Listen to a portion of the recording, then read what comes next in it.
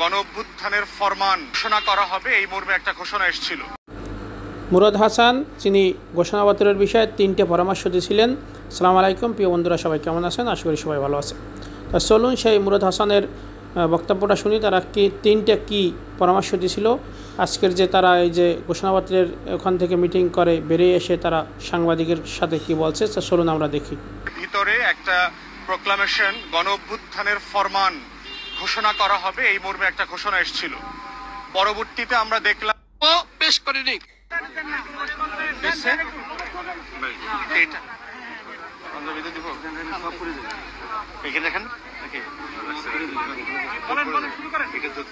আপনারা ইতিমধ্যে জেনেছেন যে ছাত্র আন্দোলনের পক্ষ থেকে ইনিশিয়ালি জুলাই প্রোক্লামেশনের একটা ঘোষণা এসেছিল বৈষম্য বিরোধী ছাত্র আন্দোলন এবং নাগরিক কমিটির পক্ষ থেকে কয়েক মাস আগে।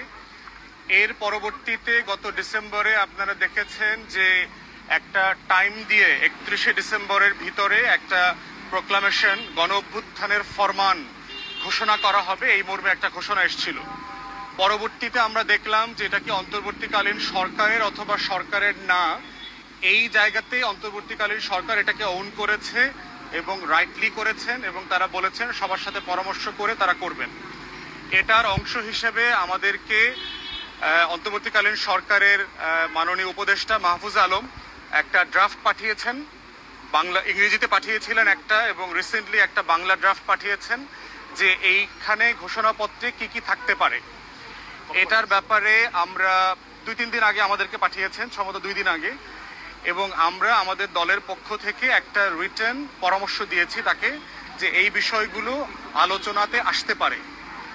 এর বাইরে হচ্ছে আমরা প্রথমত অন্তর্বর্তীকালীন সরকারকে সাধুবাদ জানাচ্ছি যে এইরকম একটা ঐতিহাসিক দলিল তৈরি করবার ক্ষেত্রে তারা যে এই দায়িত্বটা নিয়েছেন।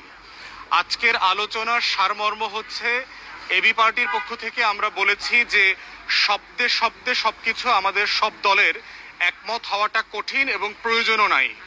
আমাদের যেটা একমত হওয়া দরকার এটা হচ্ছে প্রক্রিয়াটা একমত হওয়া দরকার, যে কোন প্রসেস ফলো করে এই ঘোষণাপত্রটা অথবা এই গণ অভ্যুত্থানের ফরমান লিখিত হবে এবং সকল দল এটাকে সম্মতির ভিত্তিতে অ্যাকসেপ্ট করবে, অ্যাডপ্ট করে নেবে আমাদের স্বাধীনতার ঘোষণাপত্রের মতো। সেক্ষেত্রে বিভিন্ন রাজনৈতিক দলের পক্ষ থেকে পরামর্শ এসছে যে সংবিধান সংস্কার কমিশনকে দায়িত্বটা দেয়া যায় কিনা, অথবা এই রকম অন্য কোনো কমিটি অথবা কমিশনকে দায়িত্ব দেয়া যায় কিনা যারা সকল রাজনৈতিক দলের সাথে পরামর্শ করে তাদের ফিডব্যাক নিয়ে মূল্যায়ন নিয়ে একটা ঘোষণাপত্র একটা ফরমান সরকারের পক্ষ থেকে ফরমালি জানাবেন জাতির উদ্দেশ্যে যে জুলাই আগস্টে এই ফ্যাসিবাদ বিরোধী আন্দোলনের আকাঙ্ক্ষাটা কি ছিল। এবং উপদেষ্টা মণ্ডলীর অনেকের সাথে আমাদের কথা বলে মনে হয়েছে তারা এই রাজনৈতিক দলগুলোর যে পরামর্শ এটাকে খুব যৌক্তিক মনে করেন। আমাদের পক্ষ থেকে আমরা আরেকটা কথা বলেছি, সেটা হচ্ছে এইটা সাইজে ছোট হওয়া দরকার, এটার কাঠামোটা আমাদের সবার একমত হওয়া দরকার, কারণ বড় ডকুমেন্টে দ্বিমতের সুযোগ বেশি আসবে। হিস্টোরিক্যালি আমরা অনেকগুলো এক্সাম্পল দিয়েছি, মেঘনা কার্টা থেকে শুরু করে স্বাধীনতার ঘোষণাপত্র এবং অন্যান্য যে হিস্টোরিক্যাল ডকুমেন্ট আছে সেটার মোতাবেক করে এটাকে ছোট করা দরকার। আর উপকরণের ব্যাপারে একমত হওয়া দরকার যে এই দলিলটাতে আসলে কি কি জিনিস থাকা উচিত। শব্দে, বাক্যে, ভাষায়, প্যারাগ্রাফের পার্থক্যর ঊর্ধ্বে উঠে রাজনৈতিক দল আকারে আমরা বোধ করছি আমাদের দায় হচ্ছে উপকরণের ব্যাপারে একমত হওয়া। এবং এবি পার্টির পক্ষ থেকে আমাদের কয়েকটা উপকরণ যেটা এই দলিলে থাকা উচিত বলে আমরা মনে করি সেগুলো বলেছি। প্রথমত বলেছি যে এই দলিলটাতে আমাদের এই জনপদের, এই বাংলার মানুষের শত শত বছরের যে লড়াইয়ের ইতিহাস আছে, গল্প আছে, আমার জীবনের যে অসংখ্য ত্যাগ কোরবানি আছে শত শত বছরের, এই গল্পগুলোকে এখানে অ্যাকনলেজ করা দরকার।